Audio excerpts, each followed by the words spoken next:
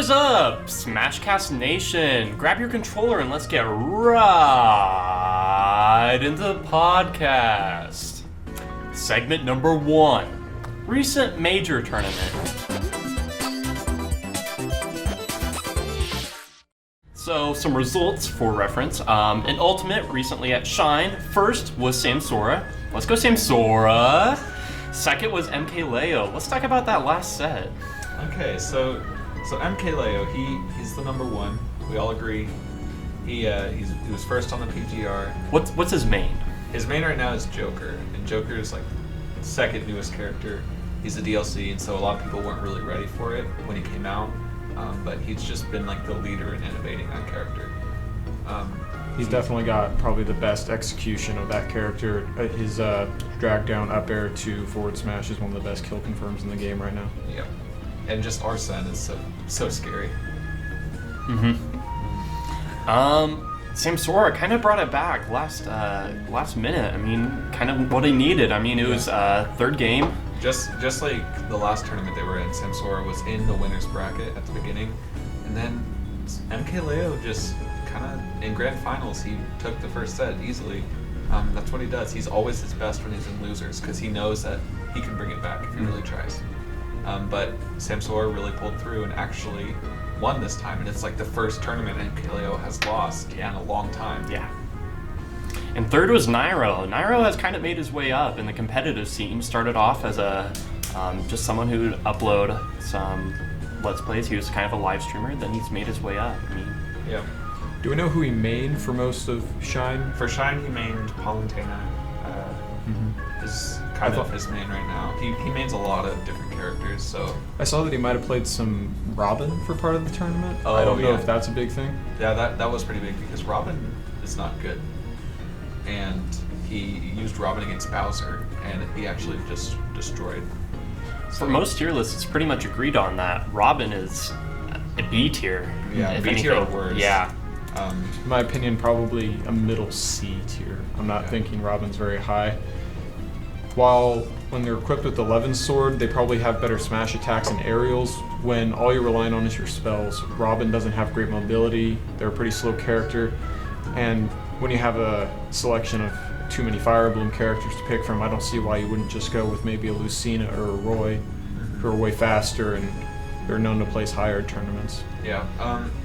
Nairo, he is like 6th on the PGR. He hasn't ever won an Ultimate tournament, but he did get some pretty good wins. I think he lost to MK Leo, which is kind of the trend. Nairo can't really beat Mars or MK Leo, but he's getting up there. He's doing better every tournament, so I like to see him because he's fun.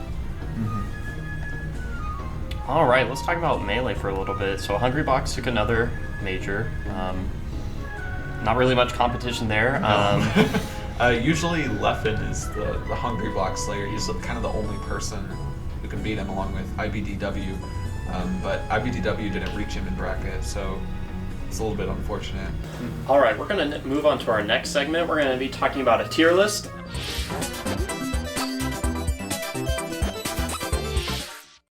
So right at the top, it has Snake as the top tier character. How do we feel about that? Well, he doesn't fall off the stage. So. That's true. He has a great recovery. Great recovery. MVD did say he probably doesn't have any bad matchups, but that was also pre-patch 4.0. So his up tilt comes out a little bit slower now. It's not as reliable of a kill confirm. It's still great if you get it off of a down throw, but other than that, Snake hasn't received too many changes. I don't think he's the best in the game anymore, though. I don't think he's best. I think he should be lower, but he should still be an S tier just because his traps and I feel like he has a lot of growth to have happen because with grenades and all of his skill set, if somebody who is good enough picks up this character, I think he can really just win it all. All right, next Pikachu. Pikachu's just true combos are crazy. I mean, just reading, if you can read what somebody's going to do, Pikachu is definitely up there. Lightning loops, crazy combo. Yeah. Like, there's just so many sick stuff you could do with Pikachu. Yeah, got a lot of range with him as well. It's kind of unfortunate that eSam is kind of the sole talked about representative of Pikachu in the community, but in that sense, you can also say he's kind of carrying the Pikachu meta. He took several games playing MKLeo at Shine. Yeah. He got knocked out, unfortunately, but I think Pikachu is definitely where this tier list says he is. He can win tournaments. I just kind of feel like since ESAM's the only one up there right now, Yeah. and he continuously gets to semifinals or gets to winners finals, but then he gets knocked out there. It's just kind of unfortunate. I think he can win, but with ESAM the only one up there, I don't know if it's going to happen real Yeah. soon. I find it interesting that Pichu is not as high as Pikachu. I always thought Pichu was like the higher tier. of them. Pichu got a nerf back in 3.0. Yeah. If Pichu didn't get that nerf, he would have been right up there. But his damage, like now, his recovery doesn't do any damage, but it damages him, and so his recovery sucks. And they messed with all of his frame data. But so Pikachu is now better than Pichu, but Pikachu still has a lot of room to grow. And like ESAM, he just loses when he shouldn't lose, but he does get wins against Tweak, MKLeo.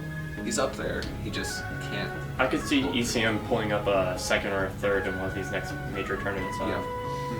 With a lot of practice, I could definitely see that. His bracket demon definitely is Samsora. They did a best of 10, and ESAM won one of them, and it was for like $700. Yep. And Samsora just. Next, moving on, Joker. Joker. Basically, just MKLeo. Yeah. Yeah, and I think that's due in a main part to Arsene. Yeah. A lot of people don't know how to deal with Arsene management. You gotta stay away from Joker when he has Arsene out, and you gotta just camp him for a little bit. And a lot of players just get too up in his business. Yeah. I feel like we had a lot more, like if Joker was in the game, like all the way back in Brawl or Melee, then we'd have a lot more understanding of him, but since he's so new, people can't really figure him out yet still. Yeah, there are starting to be more Joker mains, like Void went from Pichu to Joker, and Zachary from Japan is now maining Joker and Rob at the same time, and so we're starting to see more Jokers pop up. I think we're going to start seeing a lot more now that MKLeo has this much success with the character. Alright, so moving into our third segment, we're going to be talking about Melee. Melee! Super Smash Bros. Melee. So, us noobs here have never really played Melee competitively like you guys, so let us in on how this all works. They do call it the game that makes a child a man, and there's a reason for that. You have to learn certain techniques, and part of the enjoyment for me is the nostalgia in it, just because my brothers grew up on it, and I grew up on it. First game that I remember playing just in general, and going back to it now as a young adult, I just enjoy it a lot more because of the more technicality that it has. Same for me. Like I grew up. My older brother had a GameCube and had Melee, and I grew up playing it with him, and I lost a lot. But you know, that's how life is. I grew up, and I was like, when Ultimate was revealed, I really wanted to play like Smash competitively, so I'd be good at Ultimate, and so I started playing Melee a little bit. But I didn't. I kind of gave up once Ultimate came out because I was like, new game, Ultimate. But then I started going to tournaments and I saw people playing Melee, so I played a little bit and I was like, this is hard. I want to get good at this, and so I grinded it out and I practiced the techniques, and eventually I could feel myself moving like they moved, and I could start taking games off of people who destroyed me at first, and it just feels really good to have that self-improvement. And Ultimate, it wasn't as clear when that self-improvement happened. Yeah, definitely. And just the terms that Melee has, just wave dashing, shining, yeah, those types of terms, and it just makes it easier for you to feel that you're progressing through the game. Just picking up on those skills were Ultimate, part of it being a new game, but part of it also the type of game that it is, just how the movement works and how the engine works. There's not as much technical stuff like that. Yeah, and I can understand where you're coming from. It's definitely a point of nostalgia. I'm one of the unfortunate kids who grew up on Brawl. Same but, but, I mean, for me going into Ultimate, I had the same thing when I knew that Ultimate was coming out. I got out my 3DS and I was like, man, I want to get good at competitive Smash, so I'm going to practice with this character in my 3DS, and then none of that even mattered when Ultimate came out. But yeah, not much carries over with Ultimate. Like, it feels a lot different. Even if things are all very similar, it's still completely Definitely. different. The only things that I can think that apply from Ultimate to Melee is maybe spacing just a little bit, but even your movement is just different, so it just depends. Terminology does carry over, like up air, like nair. Yeah. All of that does carry over, and that's helped me improve in both games. A big thing that's like just competing in general. Playing Melee has also helped me get better at Ultimate, just like in the zone, like focusing on competition, because Melee does deal with a lot of competition, and I love Ultimate too. Like Ultimate and Melee are like at the same level for me, because Ultimate has that many characters, and I think Friendlies in Ultimate is so much fun. Just playing like random characters. Hero is hilarious. It's just so fun to play Ultimate. But then Melee, when you're competitive, it's just a different level of feelings. And that's all the time we have. We gotta get back to playing Animal Crossing New Horizons for Nintendo Switch. Thank you.